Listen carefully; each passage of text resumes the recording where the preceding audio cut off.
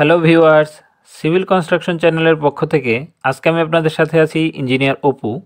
আর আজকে আমি আপনাদেরকে দেখাবো কিভাবে SWDTM এর মাধ্যমে তৈরি করা ক্রস সেকশন থেকে অরিজিন বের করতে হয়। অর্থাৎ SWDTM এর মাধ্যমে আপনি যদি কোনো ক্রস সেকশন ড্র করে থাকেন, তো সেই ক্রস সেকশন থেকে কিভাবে অরিজিনটি বের করবেন এবং সেই অরিজিনের মধ্যে এক্সেল শিট থেকে আরএল এবং ডিস্টেন্স অ্যাপ্লাই করে কিভাবে ক্রস সেকশনটি চেক করবেন যে ঠিক আছে কিনা, আমি আজকে আপনাদেরকে সেই জিনিসটি দেখিয়ে দিব। তো এর জন্য আমি কম্পিউটার স্ক্রিনে অটোক্যাড সফটওয়্যার, SWDTM সফটওয়্যার এবং এক্স সেকশনের একটি ফাইল রেখে দিয়েছি। তো এ পর্যায়ে সবার শুরুতেই আমি অটোক্যাড সফটওয়্যারটি ওপেন করব।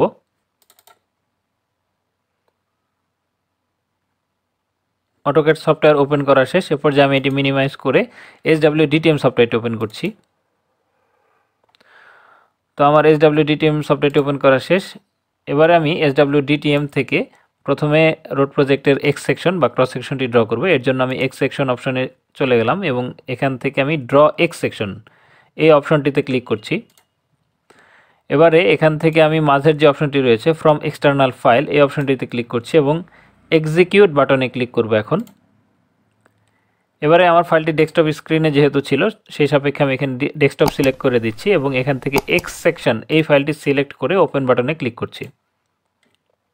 এবার আমি ড্র অল এই অপশনটিতে ক্লিক করছি এবং অটোক্যাডের যে কোনো স্থানে মাউসের লেফট বাটন দিয়ে একটি ক্লিক করার সঙ্গে সঙ্গে আমার ক্রস সেকশনটি ড্র হয়ে যাবে। তো যেহেতু আমার ক্রস সেকশনটি ড্র হয়ে গিয়েছে, সেই সাপেক্ষে SWDTM সফটওয়্যারের কাজটি আপাততভাবে আমার নেই। সেই সাপেক্ষে আমি SWDTM সফটওয়্যারটি ক্রস দিয়ে কেটে দিচ্ছি।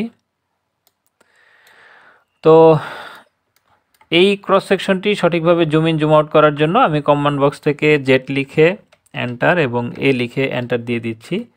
এবারে আমার এই ক্রস সেকশনটি অর্থাৎ SWDTM এর মাধ্যমে যে কোনো ক্রস সেকশন ড্র করলে স্কেলটা ঠিক থাকে না, অর্থাৎ প্রতি 1 মিটারকে 10 মিটার হিসেবে ধরে নেয় আর কি SWDTM। তো সেই সাপেক্ষে এটিকে অ্যাকুরেট স্কেলে আনার জন্য পুরো এক্স সেকশনটি আমি আগে সিলেক্ট করছি। এবার SC লিখে আমি এন্টার দিব। SC লিখে এন্টার দেওয়ার পরে মাউসের লেফট বাটন দিয়ে আমি যে কোনো একটি জায়গায় ক্লিক করলাম। এ পর্যায়ে আমি 0.1 এটি লিখে এন্টার দিচ্ছি। দেখুন সঙ্গে সঙ্গে আমার ক্রস সেকশনটি অনেক ছোট আকৃতির হয়ে গিয়েছিল। আমি জুম করে আবার বড় করে নিলাম। এবার আমি আপনাদেরকে দেখিয়ে নিচ্ছি এটি অ্যাকুরেট স্কেলিংয়ে আছে কিনা, অর্থাৎ 3 থেকে 4 এর ডিস্টেন্স 1 মিটার হওয়ার কথা, সেটি আছে কিনা আমি সেটা আপনাদেরকে দেখিয়ে দিচ্ছি। দেখুন 1 মিটার আছে, সুতরাং আমার এটি এখন অ্যাকুরেট স্কেলে আছে। তো এ পর্যায়ে আমরা অরিজিন বের করব। তো অরিজিন বের করার জন্য আমাদেরকে যেটি করতে হবে, দেখুন এখানে অলরেডি জিরো হরিজেন্টাল ডিস্টেন্সের যে জিরো সেন্টার লাইন সেটি বের করা আছে, বাট ভার্টিক্যাল ডিস্টেন্সের যে জিরো সেটি কিন্তু বের করা নেই। মূলত অরিজিন মানে হচ্ছে 0,0 কোঅর্ডিনেট বা 0,0 স্থানাঙ্ক।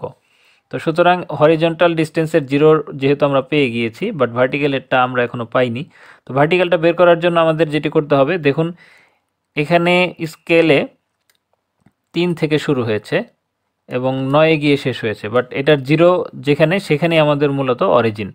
তো সেই সাপেক্ষে এই 3 থেকে 0-তে যাওয়ার জন্য আমাদের 3 মিটার নিচে নামতে হবে এবং যেহেতু আমাদের হরিজন্টাল ডিস্টেন্সের জিরো এখানে, সেই সাপেক্ষে আমরা ভার্টিক্যাল ডিস্টেন্সের জিরো একই বিন্দুতে মিল করার জন্য আমরা এই বরাবরই এই বিন্দু থেকে 3 মিটার নিচে নামলে আমরা অরিজিন পেয়ে যাব।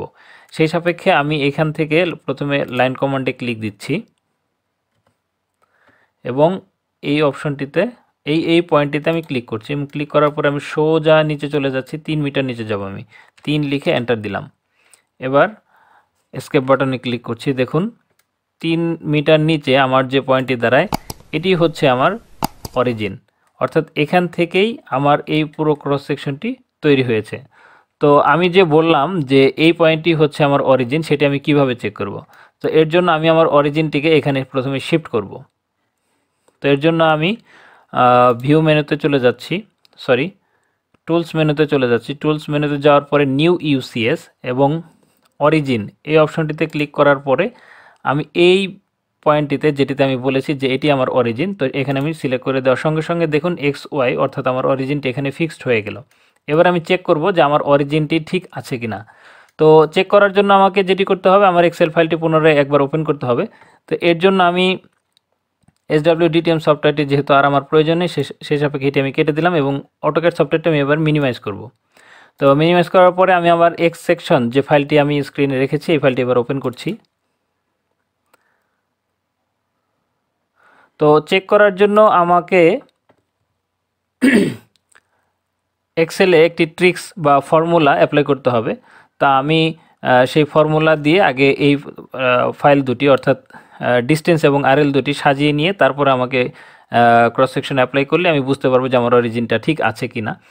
তো এখানে আমি ফর্মুলা শব্দটি লিখে নিচ্ছি, যেহেতু আমি একটা ফর্মুলা প্রয়োগ করব।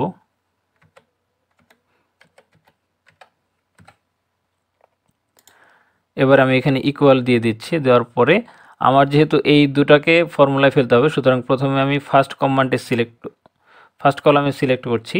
তো এ পর্যায়ে আমার যে ফর্মুলাটা সেটি হচ্ছে প্রথমে অ্যান্ড চিহ্ন, তারপরে হচ্ছে ডাবল ইনভার্টেড কমা, তারপরে হচ্ছে কমা, তারপরে এগেইন ডাবল ইনভার্টেড, তারপরে হচ্ছে আবার অ্যান্ড চিহ্ন এবং সেকেন্ড কলাম অর্থাৎ আরএলের কলামে আমি সিলেক্ট করার পরে এন্টার বাটনে ক্লিক করে দিচ্ছি। এটি হচ্ছে আমার ফর্মুলা।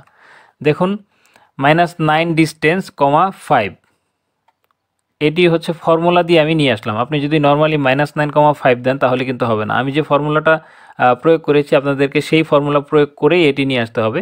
দেন আমি এই সবগুলোতে ফর্মুলাটি অ্যাপ্লাই করার জন্য এখানে ড্র্যাগ করছি এবং ড্র্যাগ করার সঙ্গে সঙ্গে দেখুন সবগুলো একইভাবে মাঝখানে কমা দিয়ে এখানে সাজিয়ে দেওয়া হয়েছে। মূলত এটাই ছিল ফর্মুলার কাজ। তো এবার আমি শুধু এই মানটুকু আমি কপি করব। কপি করে নিয়ে এবার আমি অ্যাপ্লাই করব সেই অটোক্যাডে। আমি অটোক্যাডটি মিনিমাইজ করে রেখে এসেছিলাম, দেখুন। তো এ পর্যায়ে আমি এখান থেকে PL মানে পলিলাইনের কমান্ডের জন্য PL লিখে এন্টার দিচ্ছি এবং এবার আমি মাউসের কার্সর থেকে রাইট বাটনের অপশনে ক্লিক করে এখানে পেস্ট বাটনে ক্লিক করব। দেখুন পেস্ট বাটনে ক্লিক করার সঙ্গে সঙ্গে আমি এন্টার বাটনে চেপে দিলাম। দেওয়ার সঙ্গে সঙ্গে দেখুন নীল কালারটি সাদা কালার হয়ে গিয়েছে, অর্থাৎ আমার এক্সেলে যে ডাটা ছিল সেই ডাটাটি সম্পূর্ণ নীল লাইনের উপরে ওভারল্যাপ হয়ে গেছে, অর্থাৎ ওইটার উপরে ড্র করে ফেলেছে। এবার আমি যদি এই সাদা দাগটি সরিয়ে দেই কিংবা ডিলিট করে দিই তাহলে কিন্তু আপনি নীল যে দাগটি রয়েছে সেটি দেখতে পাবেন। তো আমি এটি ডিলিট করে দিচ্ছি। দেখুন সবুজ দাগটি চলে এসেছে এবং CTRL-Z দিয়ে পুনরায় আমি সাদা দাগটি নিয়ে আসলাম। তো আবার আমি এই সাদা দাগটি ডিলিট করে দিচ্ছি। দেখুন আমার সবুজ দাগটি রয়ে গিয়েছে। তো এটি যে আমার অরিজিন সেটি কিন্তু আমি প্রুফ করে দিয়েছি, অর্থাৎ এক্সেল থেকে এই ডাটা আমি অ্যাপ্লাই করেছি এখানে অরিজিন ধরে। আর যদি এটা অরিজিন না হতো তাহলে কিন্তু এই সবুজ দাগের উপরে কখনোই সেই সাদা দাগটি ওভারল্যাপ হতো না। তো আমার মনে হয় যারা ক্রস সেকশন নিয়ে পূর্বে কাজ করেছেন কিংবা কাজ করছেন তাদের এই বিষয়টি ক্লিয়ার হয়ে গিয়েছে। আর যারা এখনও বুঝতে পারেননি আমি বলবো তারা আরও বেশি স্টাডি করুন, তাহলেই বুঝতে পারবেন। তো আমার ভিডিওটি যদি ভালো লেগে থাকে তাহলে অবশ্যই আমার চ্যানেলটিতে সাবস্ক্রাইব করতে এবং পাশে থাকা বেল বাটনটি বাজাতে ভুলবেন না। ধন্যবাদ সবাইকে।